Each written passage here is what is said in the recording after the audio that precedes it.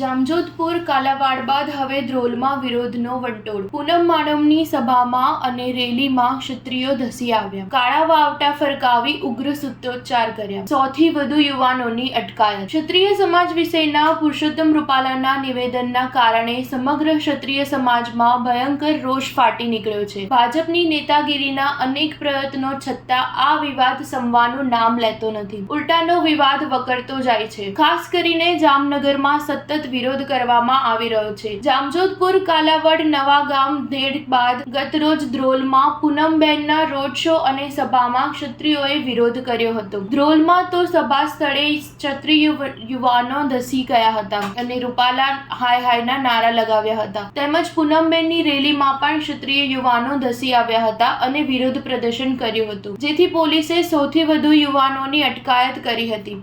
ગત રોજ સમગ્ર ધ્રોલ પોલીસ છાવણીમાં ફેરવાઈ ગયું હતું।